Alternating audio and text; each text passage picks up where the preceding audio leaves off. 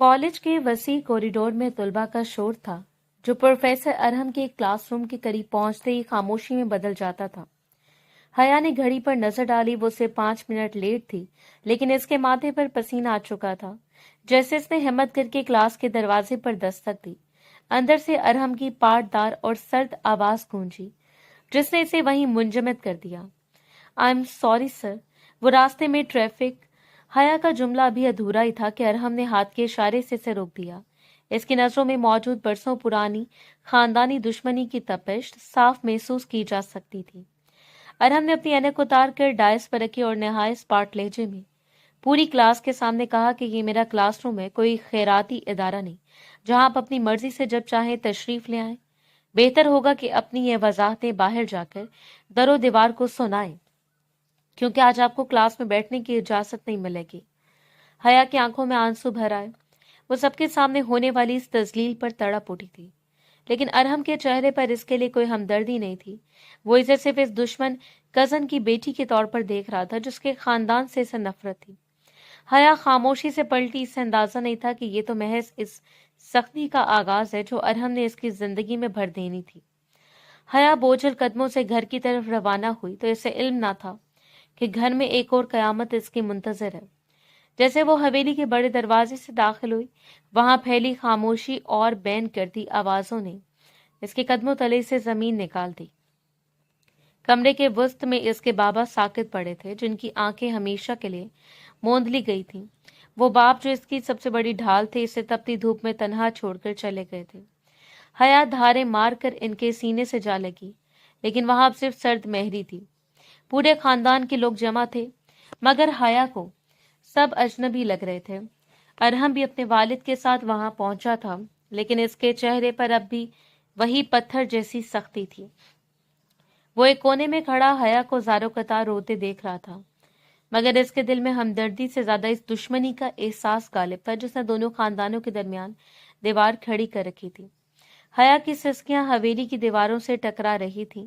इसे लग रहा था कि बाबा के जाने के साथ ही इसकी जिंदगी का हर सहारा खत्म हो गया है और अब वो इस बेरहम दुनिया में बिल्कुल अकेली रह गई है। तदफीन के चंद रोज बाद हवेली में एक अजीब सी घुटन का राज था, जिसे आगा जान की एक पुकार ने खत्म कर दिया। इन्होंने अरहम और हया दोनों को हवेली के बड़े हॉल में तलब किया, जहां खानदान के दीगर लोग भी मौजूद थे। आगा जान के चेहरे पर एक अज़म था जो हया के लिए किसी नए तूफान का पेश खैमा साबित होने वाला था। मैंने फैसला किया कि अब इस दुश्मनी को हमेशा के लिए दफन हो जाना चाहिए, और इसका वाहिद हल ये है कि हया और अरहम का निकाह कर दिया जाए। आगा जान की आवाज हॉल में गूंजी तो जैसे सब कुछ सांप सूंघ गया। अरहम के माथे पर गुस्से की लकीरें उभरी और वो तड़प कर अपनी जगह से खड़ा हुआ। ये नामुमकिन है आगा जान, आप मुझसे मेरा सब कुछ मांग लें, लेकिन इस लड़की का साथ कभी कबूल नहीं करूंगा जिसके बाप ने हमारी नस्लों को बर्बाद किया। अरहम का लहजा काटदार था, मगर आगा जान का फैसला अटल था। इन्होंने दो टुक अल्फाज में कह दिया कि अगर ये निकाह ना हुआ तो अरहम इस घर और जायदाद से अपना ताल्लुक खत्म समझे। हया जो अभी अपने बाप के गम से नहीं निकली थी, इस फैसले पर साकित रह के ऐसा लग रहा था कि इसकी जिंदगी के फैसले इसकी मर्जी के बगैर किसी बसात की मोहरों की तरह किए जा रहे हैं, जहां इसकी पसंद या नापसंद की कोई बुकत नहीं थी। आगाजान की धमकी ने अरहम के पैरों तले से जमीन निकाल दी थी। वो जानता था कि आगाजान जो कहते हैं वो कर गुजरते। हया ने एक नजर अपने सामने मौजूद इस शख्स को देखा जो चंद लम्हे पहले इसे जलील कर रहा था और अब इसका शरीके हयात बनने वाला था। इसने अपनी सिसकियां रोकी और सर झुका लिया, क्योंकि इसके पास इनकार की कोई गुंजाइश नहीं थी। ठीक है आगाजान, अगर आपकी यही जिद है तो मुझे मंजूर है, मगर याद रखिएगा कि आप सिर्फ दो वजूदों को एक कमरे में बंद करेंगे। दिलों को जोड़ना आपके बस में भी नहीं है। अरहम ने नफरत भरी नजर हया पर डाली और गुस्से से पैर पटकता हुआ वहां से चला गया। हया वहीं फर्श पर ढेर हो गई। इससे ऐसा महसूस हो रहा था जैसे इसे एक ऐसे पिंजरे में धकेला जा रहा है जहां शिकारी खुद इसका मुहाफिज बनने का दावा कर रहा था। आगाजान ने इत्मीनान का सांस लिया, मगर वो ये नहीं जानते थे कि ये निकाह एक ऐसी जंग का आगाज था जिसका ईंधन हया की मासूमियत और अरहम की अना को बनता था। सबके चेहरों पर मसलहत की मुस्कुराहट थी, मगर हया को लग रहा था कि इसके बाबा के बाद आज इसकी अपनी जात का भी जनाजा उठ गया है। निकाह का वक्त करीब आया तो हवेली के सहन में एक भारी खामोशी छाई हुई थी। हया एक सादा से सफेद जोड़े में मलबूस सर झुकाए बैठी थी। اس کی آنکھیں مسلسل بہنے والے آنسو سے سرخ ہو چکی تھی۔ دوسری جانب ارحم مسجد کے ایک کونے میں کھڑا اپنے غصے کو ضبط کرنے کی کوشش کر رہا تھا۔ جیسے مولوی صاحب نے ارحم سے اس کی رضا پوچھی، اس نے گہرا سانس لیا اور نہایت تلخی سے قبول ہے کہا، مگر اس کے لہجے میں محبت کی بجائے انتقام کی گونج تھی۔ حیا نے جب اپنے لرزتے ہاتھوں سے نکاح نامے پر دستخط کیے تو اسے لگا جیسے وہ اپنی آزادی کے پروانے پر نہیں بلکہ اپنی عمر بھر کی قید کی دستاویز پر دستخط کر رہی ہے۔ رخصتی کا کوئی ہنگامہ نہیں ہوا، بس آغا جان کے حکم پر حیا کو ارحم کی گاڑی میں بٹھا دیا گیا۔ ارحم نے گاڑی سٹارٹ کی اور ایک بار پھر مڑ کر حیا کی طرف نہیں دیکھا۔ اس کا پورا وجود نفرت کی آگ میں جل رہا تھا، جبکہ حیا کھڑکی سے باہر دیکھتے ہوئے اپنی اس تقدیر پر رو رہی تھی جس نے اس کے سب سے بڑے دشمن کے حوالے کر دیا تھا۔ گاڑی حویلی کے سامنے رکی تو ارحم ایک جھٹکے سے باہر نکلا۔ حیا کے لیے دروازہ کھولنا تو دور کی بات، اس نے مڑ کر دیکھنا بھی گوارا نہ کیا۔ حیا اپنی چادر سمیٹتی ہوئی بوجھل قدموں کے ساتھ اس کے پیچھے پیچھے کمرے تک آئی۔ جیسے دروازہ بند ہوا، ارحم نے پلٹ کر اسے ایک ایسی نظر سے دیکھا کہ حیا کی ریڑھ کی ہڈی میں سنسناہٹ دوڑ گئی۔ یہ تم نے کیا سوچا تھا کہ آغا جان کے سامنے مظلوم بن کر تم میری زندگی میں داخل ہو جاؤ گی اور میں تمہیں قبول کر لوں گا؟ اس نے حیا کے قریب آ کر نہایت دھیمے مگر زہریلے لہجے میں کہا۔ حیا کی آنکھوں سے ایک آنسو ٹوٹ کر گرا مگر وہ خاموش رہی، جس نے ارحم کے غصے کو مزید ہوا دی۔ اس نے انگلی اٹھا کر حیا کو وارننگ دی کہ تم اس کمرے میں رہو یا اس گھر میں، میرے لیے تمہاری حیثیت ایک اسٹوڈنٹ سے زیادہ کبھی نہیں ہوگی جسے میں ناپسند کرتا ہوں۔ میرے قریب آنے کی یا مجھ پر حق جتانے کی کوشش بھی مت کرنا، کیونکہ تم میرے نام کی مہر تو بن گئی ہو، میرے دل کی دھڑکن کبھی نہیں بن سکو گی۔ حیا نے نظریں جھکا لی، سے اندازہ ہو گیا تھا کہ اس چھت تلے اس کا ہر دن ایک نئی آزمائش ہوگا، جہاں شوہر کے روپ میں ایک دشمن اس کے سامنے کھڑا تھا۔ اگلی صبح حیا کے لیے ایک نئی اذیت لے کر آئی۔ ارحم رات بھر اس سے لا تعلق رہا اور صبح سویرے تیار ہو کر اسے بھی کالج چلنے کا حکم دیا، مگر اس کا لہجہ شوہر والا نہیں بلکہ ایک جابر استاد جیسا تھا۔ کالج پہنچتے ارحم نے حیا کو اپنی گاڑی سے ذرا دور اتار دیا تاکہ کوئی انہیں ساتھ نہ دیکھ سکے۔ کلاس میں داخل ہوتے ارحم کا رویہ مزید سخت ہو گیا۔ اس نے جان بوجھ کر حیا سے مشکل سوالات پوچھے اور ذرا سی ہچکچاہٹ پر اسے پوری کلاس کے سامنے جھڑک دیا۔ حیا کی سہیلیاں حیران تھی کہ ارحم جو ہمیشہ سے سخت تھا، حیا کے لیے اتنا بے رحم کیوں ہو گیا ہے، جبکہ حیا کا دل خون کے آنسو رو رہا تھا کہ جس شخص کی وہ منکوہا ہے وہی اسے سب کے سامنے تماشا بنا رہا ہے۔ ارحم نے اسے وارننگ دی تھی کہ اگر اس کی اسائنمنٹ وقت پر مکمل نہ ہوئی تو وہ اسے انٹرنل اسیسمنٹ میں فیل کر دے گا۔ اس کی آنکھوں میں حیا کو نیچا دکھانے کا جنون صاف نظر آ رہا تھا، جیسے وہ اس سے اپنے خاندان کی ہر شکست کا بدلہ لینا چاہتا ہو۔ حیا خاموشی سے اپنا سر جھکائے قلم چلاتی رہی۔ وہ جانتی تھی کہ اب اسے نہ صرف ایک بہترین سٹوڈنٹ بن کر دکھانا ہے بلکہ ارحم کی اس نفرت بھرے حصار میں اپنی بقا کی جنگ بھی لڑنی ہے۔ کئی دن گزر گئے مگر ارحم کے رویے میں کوئی نرمی نہ آئی۔ وہ گھر میں حیا کے وجود سے یوں لا علم بن جاتا جیسے وہ وہاں ہے ہی نہیں، اور کالج میں اس کا رویہ کسی اجنبی سے بھی بدتر تھا۔ حیا نے اپنی پوری کوشش کی کہ وہ ارحم کی ہر ہدایت پر عمل کرے تاکہ اسے شکایت کا موقع نہ ملے، مگر ارحم تو جیسے بہانے ڈھونڈتا تھا۔ ایک شام جب حیا کچن میں آغا جان کے لیے کھانا نکال رہی تھی، ارحم وہاں داخل ہوا اور نہایت سرد مہری سے اسے گھورتے ہوئے بولا کہ تم چاہے کتنی فرما برداری دکھا لو، میرے دل میں تمہارے لیے نفرت کم نہیں ہوگی۔ یہ سب دکھاوا بند کرو، حیا کا ضبط جواب دے گیا۔ اس نے خالی پلیٹ شیلف پہ رکھی اور پہلی بار اس کی آنکھوں میں دیکھ کر کہا کہ میں یہ سب آپ کے لیے نہیں، اپنے بابا کی تربیت اور آغا جان کے احترام میں کر رہی ہوں۔ آپ کو مجھ سے نفرت ہے تو شوق سے کریں، مگر میری نیت پر شک کرنے کا حق آپ کو نہیں ہے۔ ارحم اس کے اچانک پلٹ کر جواب دینے پر حیران رہ گیا۔ اس کی انا کو ٹھیس پہنچی تھی کہ ایک کل کی آئی لڑکی اسے آنکھیں دکھا رہی ہے۔ اس نے غصے سے مٹھیاں بھینچ لی اور وہاں سے تیزی سے نکل گیا، مگر حیا کی وہ دو ٹوک باتیں اس کے کانوں میں ہتھوڑوں کی طرح بج رہی تھیں۔ اگلے چند روز حویلی میں ایک بوجھل خاموشی چھائی رہی۔ ارحم اب دانستہ طور پر حیا سے نظریں چرانے لگا تھا، مگر اس کی تلخی کم نہ ہوئی۔ ایک شام اچانک آسمان پر گہرے بادل چھا گئے اور موسلادھار بارش شروع ہو گئی۔ ارحم جب کالج سے واپس لوٹا تو وہ سر سے پاؤں تک بھیگا ہوا تھا اور اس کا چہرہ بخار کی شدت سے تمتما رہا تھا۔ وہ کسی سے بات کیے بغیر سیدھا اپنے کمرے میں چلا گیا اور بیڈ پر ڈھیر ہو گیا۔ حیا جو اس کی آہٹ پر چونک گئی تھی، جب کمرے میں داخل ہوئی تو اسے ارحم کے کراہنے کی آواز آئی۔ इसने करीब जाकर देखा तो अरहम तेज बुखार में तड़प रहा था और इसका जिस्म तपते तवे की तरह गर्म था। हया घबरा गई। इसने फौरन किचन से ठंडे पानी का प्याला और सफेद कपड़ा लिया। जब उसके सर पर पट्टियां रखने लगी तो अरहम ने नीम व आंखों से इसे देखा और कमजोरी के बावजूद इसका हाथ झटक दिया। दूर रहो मुझसे, मुझे तुम्हारी हमदर्दी नहीं चाहिए। इसकी आवाज नकाहत के बावजूद जहर में बुझी हुई थी, मगर हया ने इस बार इसकी बात सुनी अनसुनी कर दी।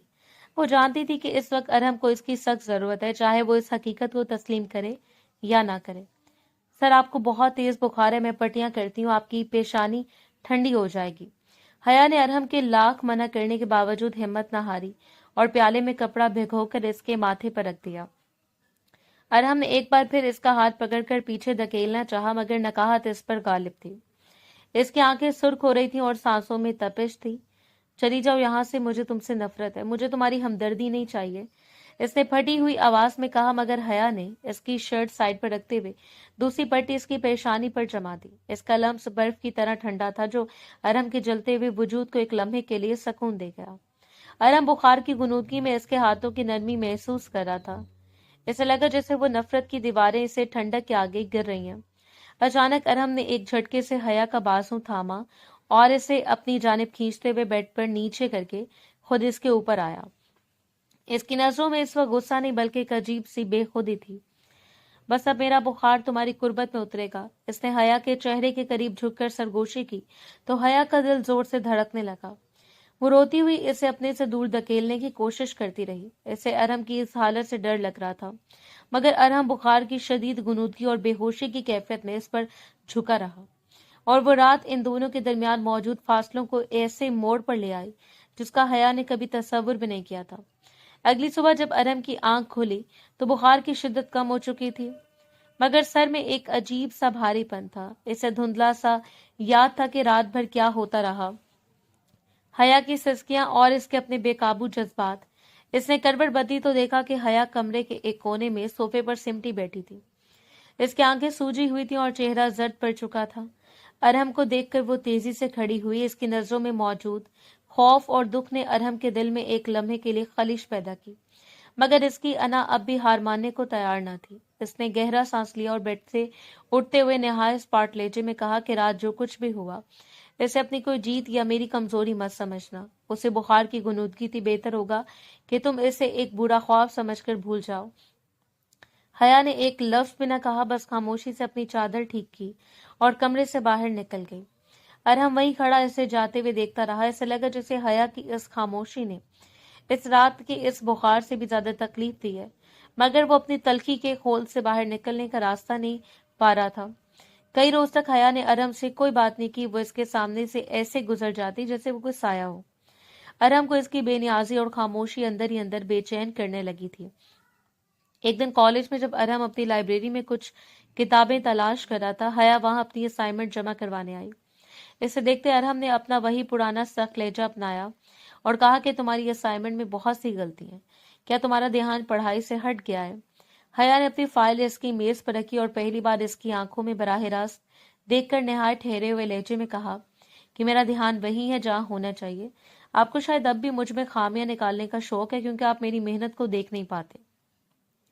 अरहम इसके इस जवाब पर दंग रह गया। इसकी नजरें हया के पूरे तमाम चेहरे पर जम गई। हया ने मजीद एक पल भी वहां रुकना गवारा न किया और मुड़कर बाहर निकल गई, मगर अरहम वहीं खड़ा रह गया। इससे महसूस हुआ कि हया अब वो डरी सहमी लड़की नहीं रही थी, बल्कि वो इसकी नफरत के खिलाफ एक खामोश दीवार बनकर खड़ी हो गई थी। अरहम के लिए हया की ये नई शक्ल बिल्कुल गैर मुतवक्को थी। वो लाइब्रेरी की खामोशी में देर तक वहीं खड़ा रहा। इसकी नजरें मेज पर पड़ी इस फाइल पर थीं जिसे हया ने अभी रखा था। इससे पहली बार एहसास हुआ कि हया का लहजा अब इल्तिजाइया नहीं बल्कि दोटोक था, जैसे इसने अरहम की दी हुई तकलीफों को अपनी ताकत बना लिया हो। घर वापसी पर भी अरहम की बेचैनी बरकरार रही। वो बार बार हया को देखता जो हवेली के कामों में मसरूफ थी, मगर इसकी आंखों में अब वो पुराना खौफ नहीं था। शाम को जब सब खाने की मेज पर जमा हुए, अरहम ने नोट किया कि हया ने इसकी पसंद की डिश बनाई थी, लेकिन इसने अरहम से एक बार भी नहीं पूछा कि खाना कैसा है। आगा जान दोनों को खामोशी से देख रहे थे। वो भांप गए थे कि इनके दरमियान कोई ऐसी तब्दीली आई है जो अरहम को बेसकून कर रही है। अरहम ने निवाला तोड़ते हुए कई बार चाहा कि कुछ कहे, कोई तंज करे, या कोई हुक्म दे, मगर हया के चेहरे का सुकून इससे कुछ भी कहने से रोक रहा था। इसे लग रहा था जैसे वो हया पर अपना असर खोता जा रहा है और ये एहसास इसे एक अजीब सी तड़प में मुब्तला कर रहा था। इस कश्मकश में चंद दिन और बीत गए, यहाँ तक कि कॉलेज में एक लड़का जो हया का क्लास फेलो था इसे राहदारी में रोककर नोट्स के बहाने बातें करने लगा। अरहम जो वहीं से गुजर रहा था, ये मंजर देखकर इसने खून में जैसे उबाल आ गया। इसने महसूस किया कि हया की हंसी और इसकी तवज्जो जो कभी सिर्फ इसकी तलखियों का जवाब देने तक महदूद थी, अब किसी और की तरफ बट रही थी। अरहम ने अपना गुस्सा जब्त करने की कोशिश की, मगर इसकी गैरत और हसद ने इसे मगलूब कर दिया। इसे तंदु तेज कदमों से इनके करीब जाकर निहायत करख्त आवाज में इस लड़के को झड़का और इसे फौरन वहां से जाने का हुक्म दिया। हया हैरान रह गई। इसने अरहम की आंखों में वो तपिश देखी जो इसने पहले कभी महसूस नहीं की थी। जब वो लड़का चला गया तो अरहम ने हया का बाजू सख्ती से थामा और इसे एक खाली क्लासरूम में ले गया। ये सब क्या है हया? तुम्हें अपनी हद का अंदाजा नहीं? अरहम ने गुर्राकर पूछा। हया ने अपना बाजू छुड़ाने की कोशिश नहीं की, बल्कि सुकून से इसकी आंखों में झांक कर पूछा कि आपको क्यों तकलीफ हो रही है सर? मैं तो सिर्फ आपकी एक नापसंदीदा स्टूडेंट हूं ना। अरहम के पास इस सवाल का कोई जवाब नहीं था। वो इसे दीवार से लगाए खड़ा था, मगर इसके दिल की धड़कनें इसके झूठे गुस्से की चुगली खा रही थी। इससे पहली बार शिद्दत से एहसास हुआ कि हया पर किसी और का हक तो दूर, इसका साया पड़ना भी इसे गवारा नहीं था। अरहम के पास इसके सवाल का कोई जवाब नहीं था। इसकी खामोशी कमरे में फैलती जा रही थी, मगर इसकी गिरफ्त हया के बाजू पर ढीली पड़ गई थी। हया ने खामोशी से अपना बाजू छुड़ाया और इसे वहीं उलझनों के स्पुर्द करके बाहर निकल गई। अरहम वहीं खड़ा अपनी मुट्ठियों को भींचता रहा। इससे गुस्सा हया पर नहीं बल्कि खुद पर आ रहा था कि वो क्यों एक मामूली सी बात पर अपना आप खो बैठा था। इस दिन के बाद से अरहम की नजरें हर लम्हा हया का ताकुब करने लगी। वो क्लास में हो या घर के सहन में, अरहम की तवज्जो का मरकज वही रहती। इसे हया के हर छोटे बड़े काम में अब दिलचस्पी होने लगी थी। यहाँ तक कि वो ये भी नोट करने लगा कि हया ने कब खाना खाया और कब नहीं। एक रात जब हया किचन में अकेले चाय बना रही थी, अरहम वहां दाखिल हुआ और खामोशी से इसके करीब जाकर खड़ा हो गया। हया चौंकी, मगर इसने कोई रद्दमल जाहिर नहीं किया। अरहम ने गहरा सांस लिया और बहुत धीमे लहजे में कहा कि चाय मेरे लिए भी बना देना। हया ने मुड़कर इसे देखा। इसकी आंखों में अब वो पहले जैसी नफरत नहीं, बल्कि एक अजीब सी उलझन और नरमी थी जिसने हया को हैरान कर दिया। ये पहली बार था कि अरहम ने इससे किसी चीज की फरमाइश की थी और इस एक जुमले ने इनके दरमियान तनी हुई खामोशी की बर्फ को थोड़ा सा पिघला दिया था। हया ने खामोशी से कप में चाय उंडेली और अरहम की तरफ बढ़ा दी, मगर अरहम ने कप पकड़ते वक्त जानबूझकर अपनी उंगलियां हया के हाथ से छू दी, जिस पर हया ने तेजी से हाथ पीछे खींच लिया। अरहम की नजरों में इस वक्त गुस्सा नहीं बल्कि एक गहरा पछतावा झलक रहा था। इसने चाय का सिप लेते हुए हया को गौर से देखा जो अब शेल्फ साफ करने में मसरूफ थी। हया, क्या मेरा यहाँ होना तुम्हें वाकई इतना बुरा लगता है? अरहम के इस अचानक सवाल पर हया के हाथ रुक गए। इसने मुड़कर अरहम को देखा, जिसके चेहरे पर थकन और बेयकीनी के आसार नुमाया थे। हया ने एक ठंडी आह भरी और कहा कि बुरा लगने की बात अब बहुत पीछे रह गई है। अब तो सिर्फ ये सवाल है कि आपको मुझसे इतनी तकलीफ क्यों होती थी, जबकि मैंने कभी भी आपका कुछ नहीं बिगाड़ा था। अरहम के पास इस बात का कोई मंतकी जवाब नहीं था। वो बस खामोशी से अपनी चाय पीता रहा, मगर इसकी नजरें हया के चेहरे से नहीं हट रही थी। इस साथ किचन की इस मदम रोशनी में पहली बार इन दोनों के दरमियान नफरत की वो ऊंची दीवार थोड़ी नीचे होती हुई महसूस हो रही थी, जिसे अब अरहम ने अपनी बनाई हुई कैद से बाहर निकालना चाह रहा हो। रखूंगा। अगले दिन हवेली में अरहम की मां ने हस्ब आदत हया को आड़े हाथों लिया और सबके सामने इसके खानदान और इसकी तरबियत पर नस्तर चलाने शुरू कर दिए। वो हया को बावर करवा रही थी कि वो इस घर के लिए एक मनहूस कदम है जिसने अरहम जैसे हीरे की जिंदगी बर्बाद कर दी। हया खामोशी से सर झुकाए ये सब सुनती रही, क्योंकि वो जानती थी कि यहाँ बोलने का मतलब मजीद तमाशा खड़ा करना है। इसी दौरान अरहम हॉल में दाखिल हुआ और अपनी माँ के जहरीले जुमले सुनकर इसके कदम वहीं रुक गए। इसे देखा कि हया की आंखों से आंसू टूटकर जमीन पर गिर रहे थे, मगर वो लब सिए खड़ी थी। अरहम का खून खोल उठा। इसने कदम बढ़ाए और सबके सामने हया के कंधे पर हाथ रखकर इसे अपने हिसार में ले लिया। बस कर दे अम्मी, हया इस घर की बहू है और मेरी इज्जत है। आइंदा मैं इसके खिलाफ एक लफ्ज भी नहीं सुनूंगा, चाहे वो आप ही क्यों ना हो। अरहम की गरजदार आवाज ने पूरे हॉल में सन्नाटा तारी कर दिया। इसकी माँ हैरत से अपने बेटे का मुंह तकने लगी, जो कल तक हया का सबसे बड़ा दुश्मन था और आज उसकी ढाल बनकर खड़ा था।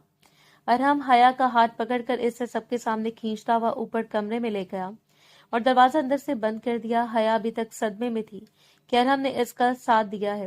ارحم نے اسے دیوار سے لگایا اور اس کے چہرے پر پھیلی زلفوں کو پیچھے ہٹاتے ہوئے نہایت جذباتی لہجے میں کہا کہ تم کیوں اتنی خاموشی سے سب سہ لیتی ہو حیا؟ کیا تمہیں مجھ پر اتنا بھی حق محسوس نہیں ہوتا کہ تم مجھے پکارو؟ حیا نے سسکتے ہوئے اس کی آنکھوں میں دیکھا جہاں اب نفرت کا نام و نشان نہ تھا، بلکہ ایک تڑپ تھی جو اعتراف محبت مانگ رہی تھی۔ ارحم نے اس کے آنسو اپنے انگوٹھے سے صاف کیے اور سرگوشی میں کہا کہ آج کے بعد اس گھر میں کوئی تمہیں میلی آنکھ سے نہیں دیکھے گا، کیونکہ تم صرف میری ہو، صرف میری۔ حیا کو محسوس ہوا جیسے برسوں کی تپش کے بعد اس پر سکون کی بارش برسنے لگی ہے۔ ارحم کا لہجہ اور اس کا لمس اس بات کی گواہی دے رہا تھا کہ دشمنی کا حصار اب مکمل طور پر ٹوٹ چکا ہے۔ کمرے میں چھائی خاموشی اب پہلے سے جیسی سنگین نہیں تھی، بلکہ اس میں ایک عجیب سا ٹھہراؤ آ گیا تھا۔ ارحم حیا کے بہت قریب کھڑا تھا، اس کی سانسوں کی حدت حیا اپنے چہرے پر محسوس کر رہی تھی۔ حیا نے کچھ کہنے کے لیے لب کھولے ہی تھے کہ ارحم نے اپنی انگلی اس کے لبوں پر رکھ کر اسے خاموش کروا دیا۔ کچھ مت بولو حیا، میں جانتا ہوں میں نے تمہارے ساتھ بہت زیادتی کی ہے، میں نے اس دشمنی کی آگ میں تمہارے معصوم جسموں کو جھلسایا ہے، لیکن اب میں اس گناہ کا ازالہ کرنا چاہتا ہوں۔ ارحم کی آواز میں ایک ایسی لرزش تھی جو حیا کے دل کے تار چھڑ گئی تھی۔ اس نے حیا کا ہاتھ تھاما اور اسے بیڈ پر بٹھا کر خود اس کے سامنے فرش پر بیٹھ گیا۔ یہ وہی ارحم تھا جو غرور اور انا کا بت بنا رہتا تھا، اور آج وہ اپنی بیوی کے سامنے پچھتاوے کی تصویر بنا بیٹھا تھا۔ حیا کی آنکھوں سے ایک تازہ آنسو گرا تو ارحم نے تڑپ کر اس کا ہاتھ اپنے دونوں ہاتھوں میں تھام لیا اور کہنے لگا کہ مجھے معاف کر دو حیا، میں اپنی انا کی وجہ سے یہ دیکھ ہی نہیں سکا کہ تم میرے لیے اللہ کا کتنا بڑا انعام ہو۔ میں وعدہ کرتا ہوں کہ اب تمہاری آنکھ میں ایک بھی آنسو میری وجہ سے نہیں آئے گا۔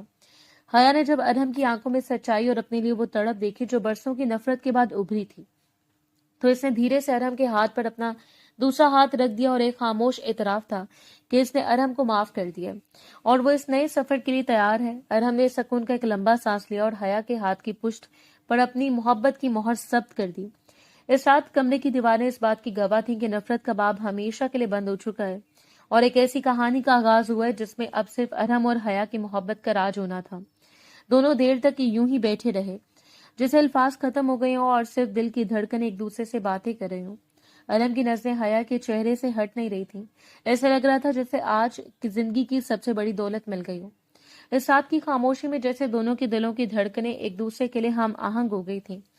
ارحم نے حیا کا ہاتھ تھامے اپنا سر اس کے گھٹنوں پر رکھ دیا جیسے وہ دنیا بھر کی تھکن اور اپنی انا کے بوجھ سے چھٹکارا پا چکا ہو۔ حیا نے ہچکچاتے ہوئے اپنا ہاتھ ارحم کے بالوں میں پھیرا تو اسے لگا جیسے ارحم کے پورے وجود میں ایک سکون کی لہر دوڑ گئی ہو۔ ارحم نے وہیں سے نظریں اٹھا کر حیا کو دیکھا، اس کی آنکھیں جذبات کی شدت سے نم ہو رہی تھی۔ تمہیں پتہ ہے حیا، میں خود سے لڑتا رہا کہ میں تم سے محبت نہیں کر سکتا، میں نے اپنے دل پر نفرت کے اتنے پہرے بٹھائے تھے کہ کوئی روشنی اندر نہ آ سکے، مگر تم نے اپنی خاموشی اور صبر سے وہ تمام پہرے توڑ دیے۔ ارحم کی آواز میں ایک ایسی مٹھاس تھی جو حیا نے پہلے کبھی نہیں سنی تھی۔ اس نے آہستہ سے اٹھ کر حیا کو اپنے بازوں کے حصار میں لیا اور اس کے کان کے قریب سرگوشی کی۔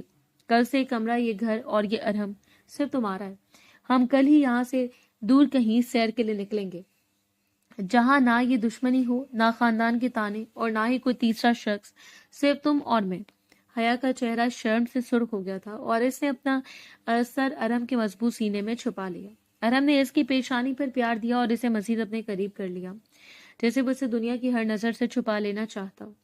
وہ رات ان کے لیے کسی خواب سے کم نہ تھی جہاں تلخیاں مٹ چکی تھیں اور ہر طرف سے محبت کی خوشبو رچی بسی تھی۔ ارحم کی قربت میں حیا کو پہلی بار یہ احساس ہوا کہ وہ واقعی اس گھر کی ملکہ بن چکی ہے اور اب اسے کسی سے ڈرنے کی ضرورت نہیں ہے۔ اگلی صبح جب سورج کی پہلی کرن نے کمرے کے پردوں کو چیر کر اندر قدم رکھا تو ارحم کی آنکھ حیا کی معصوم چہرے پر پڑی جو اس کے بازو پر سر رکھے ابھی تک گہری نیند میں تھی۔ ارحم نے نہایت نرمی سے اس کی پیشانی پر بکھری لٹ کو پیچھے ہٹایا۔ اس کے دل میں ایک عجیب سا سکون تھا جیسے برسوں کا کوئی بوجھ اتر گیا ہو۔ اس نے فیصلہ کر لیا تھا کہ آج وہ حیا کو وہ خوشی دے گا جس کا اس نے تصور بھی نہیں کیا تھا۔ ناشتے کی میز پر جب سب جمع ہوئے تو ارحم نے آغا جان کے سامنے ایک دھماکے دار اعلان کیا جس نے پورے ہال میں موجود لوگوں کے ہاتھ روک دیے۔ آغا جان، میں نے فیصلہ کیا کہ میں حیا کو لے کر آج ہی شہر سے باہر اپنے فارم ہاؤس جا رہا ہوں اور ہم وہاں کچھ دن اکیلے گزاریں گے۔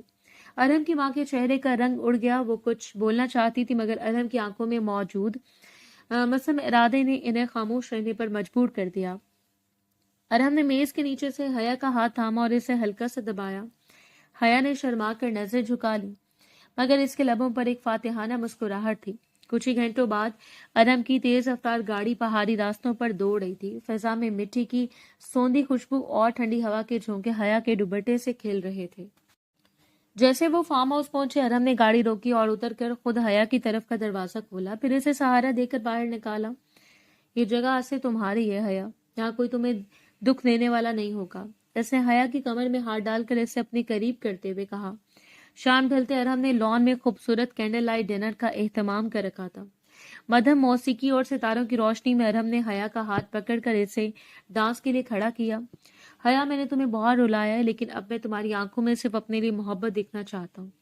اس نے حیا کے ہاتھ پر بوسہ دیتے ہوئے نہایت جذباتی لہجے میں کہا۔ حیا نے اس کے کندھے پر سرک دیا۔ اسے لگ رہا تھا جیسے وہ کسی رومانوی ناول کا حصہ بن چکی ہے، جہاں اب دکھ کا باب ختم ہو کر صرف سکھ اور لامتانہی محبت کا آغاز ہو چکا ہے۔ ارحم نے اسے اپنی باہوں میں بھر لیا اور اس رات پہاڑوں کی خاموشی ان کی نئی زندگی کے گواہ بن گئی۔ فارم ہاؤس کی ایک جادوئی رات کے بعد اگلی صبح ارحم نے حیا کو ایک اور سرپرائز دینے کا فیصلہ کیا۔ حیا جب بیدار ہوئی تو اس نے دیکھا کہ پورا کمرہ سرخ گلابوں کی پتیوں سے بھرا ہوا ہے اور سائڈ ٹیبل پر ایک خوبصورت مخملی ڈبہ رکھا ہے۔ اس نے ڈبہ کھولا تو اندر ہیرے کا ایک نفیس سیٹ چمک رہا تھا، جس کے ساتھ ایک چھوٹا سا نوٹ تھا، میری زندگی کی سب سے خوبصورت حقیقت کے لیے۔ حیا اب اس تحفے کو دیکھ رہی تھی کہ ارحم خاموشی سے پیچھے سے آیا اور اسے اپنے باہوں کے حصار میں لے لیا۔ یہ تمہاری خوبصورتی کے سامنے کچھ بھی نہیں ہے حیا، اس نے اس کے کان میں سرگوشی کی۔ حیا نے مڑ کر اس کے سینے پر ہاتھ رکھا اور دھیرے سے کہا کہ مجھے ان تحفوں کی ضرورت نہیں ارحم، میرے لیے آپ کی یہ بدلی ہوئی نظریں ہی سب سے بڑا انعام ہے۔ دوپہر کے وقت ارحم اسے فارم ہاؤس کے عقبی حصے میں بنی ایک چھوٹی سی جھیل پر لے گیا۔ وہاں ایک خاموشی اور قدرتی حسن نے حیا کو مسحور کر دیا۔ ارحم نے ایک چھوٹی سی کشتی تیار کر رکھی تھی۔ جیسے وہ جھیل کے وسط میں پہنچی، ارحم نے چپو چلانا بند کر دیا اور حیا کا ہاتھ تھام کر نہایت سنجیدگی سے اس کی آنکھوں میں جھانکا۔ حیا، میں نے تمہیں کالج میں ایک اسٹوڈنٹ سمجھ کر بہت سختیاں کی، تمہاری قابلیت پر شک کیا اور تمہارے صبر کا امتحان لیا، لیکن آج میں سب کچھ بھول کر تمہیں ایک نیا عہد دینا چاہتا ہوں۔ ارحم نے کشتی کے فرش پر گھٹنوں کے بل بیٹھ کر حیا کو حیران کر دیا۔ کیا تم مجھے اپنی زندگی کا اصل استاد بننے کا موقع دو گی؟ وہ استاد جو تمہیں صرف محبت کے اسباق پڑھائے۔ حیا کی آنکھوں میں خوشی کے آنسو آ گئے۔ اس نے ارحم کا ہاتھ پکڑ کر اسے اٹھایا اور جذباتی لہجے میں بولی، میں نے تو آپ کو اسی دن اپنا سب کچھ مان لیا تھا جب آپ نے پہلی بار میرا ہاتھ تھاما تھا۔ اسی لمحے آسمان سے ہلکی ہلکی بوندیں گرنے لگیں۔ ارحم نے کھلکھلا کر ہنستے ہوئے حیا کو گود میں اٹھا لیا اور اسے ہوا میں گھمایا۔ جھیل کے بیچوں بیچ بارش کے اس رومانوی موسم میں ارحم اور حیا کی ہنسی فضا میں گونجنے لگی۔ وہ دشمنی، وہ تلخیاں اور وہ پچھتاوے اب ماضی کا قصہ بن چکے تھے۔ اب ارحم کی ہر دھڑکن صرف حیا کے نام کی مالا جپتی تھی اور حیا کا ہر سانس ارحم کی محبت کا امین تھا۔ جھیل کی اس رومانوی بارش اور محبت بھرے اقرار کے بعد ارحم اور حیا جب فارم ہاؤس میں پہنچے تو وہاں کی فضا بدلی ہوئی تھی۔ ارحم کے فون پر مسلسل کسی کے پیغامات آ رہے تھے، جنہیں دیکھ کر اس کے چہرے کا سکون غائب ہو گیا اور وہی پرانی سختی واپس آ گئی۔ حیا جو بھی خوابوں کی دنیا سے باہر نہیں آئی تھی، ارحم کی اس بدلی ہوئی رنگت کو دیکھ کر سہم گئی۔ ارحم نے حیا سے نظر چراتے ہوئے نہایت اسپاٹ لہجے میں کہا کہ اسے کسی ضروری کام سے ابھی اسی وقت شہر واپس جانا ہوگا، اور حیا کو بھی فوراً گاڑی میں بیٹھنے کا حکم دیا۔ حویلی پہنچتے ہی ارحم نے حیا کو اس کے کمرے میں چھوڑا اور خود غصے سے آغا جان کے کمرے کی طرف بڑھ گیا، جہاں ایک اجنبی شخص شاہان بڑے اطمینان سے بیٹھا چائے پی رہا تھا۔ شاہان جو ارحم کا پرانا حریف تھا، اس نے ایک زہریلی مسکراہٹ کے ساتھ ارحم کو ایک فائل دکھائی، جس میں حیا کے بابا کے دستخط شدہ کچھ پرانے کاغذات تھے، جن کے مطابق حویلی کا ایک بڑا حصہ اب شاہان کی ملکیت بن چکا تھا۔ ارحم کا خون کھول اٹھا۔ اسے لگا کہ حیا کے خاندان نے ایک بار پھر اس کے ساتھ غداری کی ہے اور یہ نکاح شاید اس جائیداد کو بچانے کے لیے ایک چال تھی۔ وہ تیش میں بھرا ہوا حیا کے کمرے میں داخل ہوا اور اسے بازوں سے پکڑ کر کھڑا کر دیا۔ یہ سب ایک ڈرامہ تھا حیا، تم اور تمہارے بابا نے مل کر ہمیں اس سڑک پر لانے کا منصوبہ بنایا تھا۔ ارحم کی آواز میں وہی پرانی نفرت اور شک کی آگ تھی جس نے حیا کے دل کے ارمانوں کو ایک پل میں راکھ کر دیا۔ حیا ساکت کھڑی اس شخص کو دیکھ رہی تھی جو چند گھنٹے پہلے اس جھیل کے وسط میں محبت کے سبق پڑھانے کا وعدہ کر رہا تھا، اور اب وہی اس کی پاکیزہ نیت پر کیچڑ اچھال رہا تھا۔ ارحم نے وہ فائل حیا کے چہرے پر دے ماری اور دھاڑا کہ اب اس کی محبت کا تماشا ختم ہو چکا ہے اور اب سے وہ حیا کو اسی نفرت کی قید میں رکھے گا جس کی وہ حقدار ہے، چاہے اس کے لیے اسے اپنی جان ہی کیوں نہ لگانی پڑے۔ حیا نے گرتے ہوئے کاغذات کو دیکھا اور پہلی بار اس کی آنکھوں میں آنسو نہیں بلکہ ارحم کے لیے ایک گہری نفرت اور حقارت ابھری۔ اس نے سمجھ لیا تھا کہ ارحم کا شک اس کی محبت سے کئی زیادہ طاقتور ہے۔ ارحم کا وہ شفاف جملہ حیا کے کانوں میں پگھلے ہوئے شیشے کی طرح اترا، مگر اس بار اسے نظریں نہیں جھکائیں۔ اس نے فرش پر بکھرے ہوئے کاغذات پر ایک حقارت امیز نظر ڈالی اور پھر ارحم کی لال انگارہ آنکھوں میں دیکھتے ہوئے نہایت سرد اور کاٹدار لہجے میں کہا کہ آپ کا شک مبارک ہو ارحم صاحب۔ شاہان جیسے گھٹیا انسان کی باتوں پر اعتبار کر کے آپ نے ثابت کر دیا کہ آپ کی محبت کتنی کھوکھلی تھی۔ میں تو سمجھی تھی کہ جھیل کے وسط میں آپ نے جو عہد کیے تھے وہ سچے تھے، مگر افسوس آپ تو اپنی انا کے غلام نکلے۔ حیا کے اس غیر معمولی لہجے نے ارحم کو ایک لمحے کے لیے سن کر دیا۔ اس کی گرفت حیا کے بازو پر ڈھیلی پڑ گئی، مگر غصے کی لہر اب بھی اس کے وجود میں دوڑ رہی تھی۔ حیا نے اپنا بازو ایک جھٹکے سے چھڑایا اور کمرے کے دروازے کی طرف بڑھتے ہوئے مڑ کر آخری بار کیا۔ اگر آپ کو لگتا ہے کہ میں یا میرے بابا نے کوئی غداری کیا تو شوق سے تحقیق کروا لیں، مگر یاد رکھیے گا کہ جس دن سچ سامنے آئے گا اس دن آپ اپنی اس گھٹیا سوچ پر خون کے آنسو روئیں گے، اور میں وہ آنسو پوچھنے کے لیے موجود نہیں ہوں گی۔ حیا کمرے سے باہر نکل گئی، مگر اس کے الفاظ کمرے کی فضا میں زہر گھول گئے تھے۔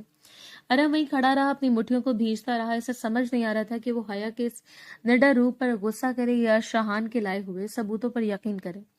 اس رات حویلی کی دیواروں پر ایک نیا تماشا دیکھا، جہاں محبت کا ابھی ابھی لگا پودا نفرت کی آندھی میں بری طرح جھلس گیا تھا۔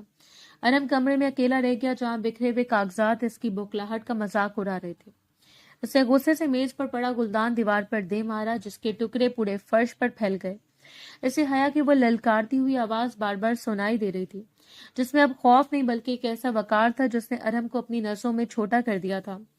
دوسری طرف حیا حویلی کے پچھلے حصے میں بنی چھوٹی سی بالکنی میں کھڑی اندھیرے کو گھور رہی تھی۔ اس کی آنکھوں سے ایک آنسو نہیں نکلا، جیسے اس کے اندر کا سارا صدمہ ایک سخت پتھر میں بدل گیا ہو۔